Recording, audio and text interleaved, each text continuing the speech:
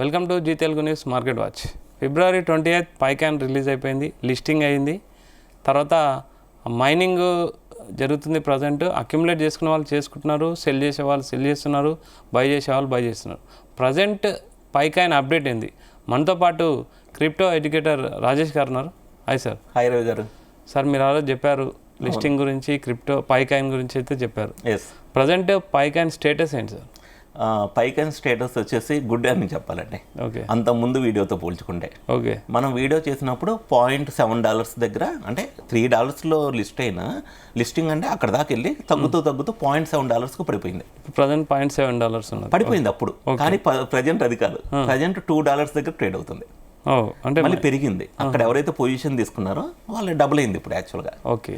మరి ఎందుకు రీజన్ అంటే బైనాన్స్ వాళ్ళు పైకాయిన్ లిస్ట్ చేయడానికి సన్నద్ధం చేస్తున్నారు. ఆ న్యూస్ బయటకు వచ్చిందనమాట.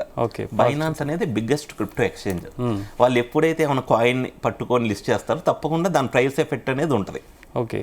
అండ్ ఇంకోటి ఏంటంటే March 14 ఇప్పుడు పైకాయిన్ అంటే ట్రేడింగ్ వరకే మనకు తెలుసు ఇప్పుడు దాకా. అవును. యూటిలిటీస్ రాబోతున్నాయి అనమాట March 14 నుంచి. పైకాయిన్ ఉపయోగించుకొని మేబీ కామర్స్ చేసుకోవచ్చు, డే టు డే షాపింగ్లు కానీ ఇవన్నీ చేసుకోవచ్చు.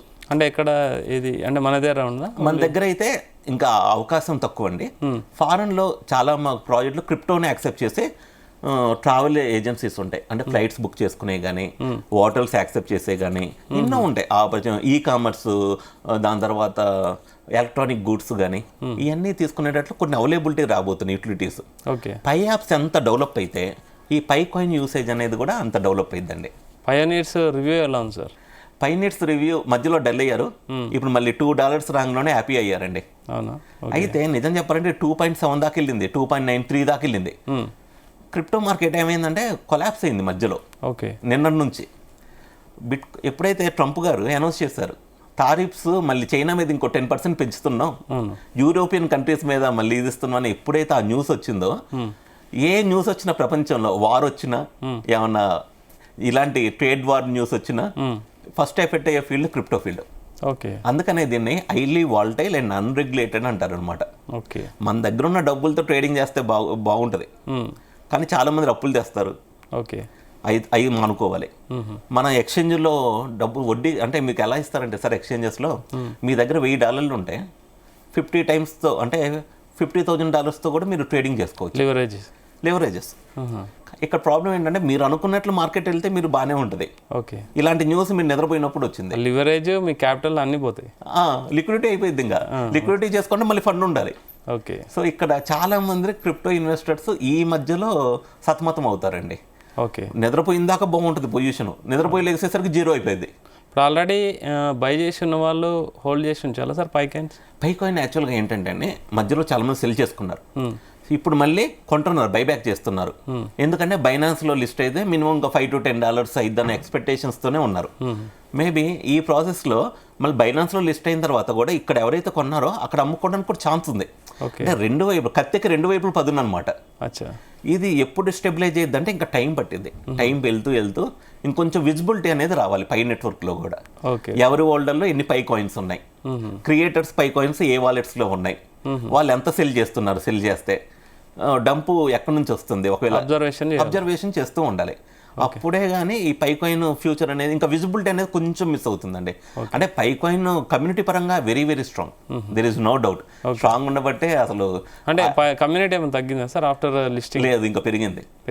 ఎందుకంటే మొబైల్ యాప్స్ డౌన్లోడ్ చేయడం పెరిగింది, అసలు ఏంటి పై గురించి అబ్జర్వ్ చేయడం మొదలైంది. నాకే తెలియని వాళ్ళు, తెలిసిన వాళ్ళు అందరూ పైకాయిన్ ఏంటి, ఇప్పుడు ఇన్వెస్ట్ చేయొచ్చా, ఎంతోమంది అడుగుతున్నారనమాట. ఓకే. సో పైకాయిన్ మాత్రం అబ్జర్వేషన్ చేసే వాళ్ళ కమ్యూనిటీ కూడా పెరుగుతుందండి. ఓకే. $2 అంటే ఇట్స్ వెరీ గుడ్ అండి, ఎందుకంటే 15 బిలియన్ టాప్ 15 క్రిప్టో కరెన్సీస్ ప్రాజెక్ట్లో పైకాయిన్ కూడా ఒక దానిలాగా ఆవిర్భవించింది అనమాట. ఓకే. అండ్ లిక్విడిటీ కూడా బాగుంది. ఇంకా ఇక్కడ క్రియేటర్స్ కనుక ఇక్కడ నుంచి ఇంకా బాగా ముందుకు తీసుకెళ్తే ఈ ప్రాజెక్ట్ కూడా చాలా మంచి అవకాశాలు ఉన్నాయి. అయితే పైకాయిన్ చిన్న ఎగ్జాంపుల్ చెబుతుంటే ఒక 100 బిలియన్ అండి సప్లై వచ్చేసి, ఎప్పుడైనా డిమాండ్ అండ్ సప్లై రూల్ ప్రకారం ఉంటుంది. మరి ఈ 100 బిలియన్ సప్లైలో ఇప్పుడు బిట్ కాయిన్ వచ్చేసి అప్రాక్సిమేట్గా 1.2 ట్రిలియన్ మార్కెట్ క్యాప్లో ఉంది. ఫర్ సపోజ్ బిట్ కాయిన్ అంటే ఇది 10 to 12 టైమ్స్ పెరగాలి పైకాయిన్ అనేది. ఇక్కడ నుంచి 10 to 12 టైమ్స్ అంటే బిట్ కాయిన్ బీట్ చేయాలంటే, కానీ అంటే పైనీడ్స్ అందరూ ఇది బిట్ కాయిన్ కన్నా ఇంకా పెద్దగా ఇద్దే అంటున్నారు కాబట్టి నేను వాళ్ళ ఎగ్జాంపుల్లో చెబుతున్నాను. మ్యాక్సిమం ఒక మహా అయితే ఒక $18 to $20. కానీ అది బిట్ కాయిన్ ఇప్పుడు వచ్చింది కదా, ఎప్పుడో 2009 2010లో వచ్చింది. అవును. ఇప్పుడు 2025 బిట్ కాయిన్ వచ్చినప్పుడు అది ఒక్కటే కింగ్ ఆఫ్ క్రిప్టో కరెన్సీ అయింది, ఎందుకంటే కాంపిటీషన్ లేదు. అవును. ఇప్పుడు పై కాయిన్ వచ్చినప్పుడు బోల్డ్ అని క్రిప్టో ప్రాజెక్టులు ఉన్నాయి, ఇవన్నీ తట్టుకొని ముందుకెళ్ళాలి. సో ఇప్పుడున్న ప్రైస్ కూడా చాలా మంచి ప్రైస్, ఓకే. తక్కువ అంచనా అయితే వేయద్దు. Okay, thank you sir, thank you very much. Thank you Ravi garu. ఇది రాజేష్ గారు, పై కాయిన్స్ అయితే మంచి ప్రాజెక్టు, సక్సెస్ అయింది. ప్రజెంట్ $2 అయితే ట్రేడ్ అవుతుంది. మీరు అక్యుములేట్ చేసుకున్న వాళ్ళు చేసుకోవచ్చు అని సార్ చెప్తున్నారు.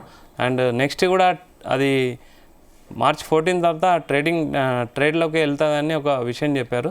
ఎప్పటికప్పుడు మీకు పైకాన్ గురించి అప్డేట్ ఇస్తుంటాము. పైకాన్ విషయంలో ఎడ్యుకేటర్ రాజేష్ గారితో కలిపి. Keep watching Zee Telugu news.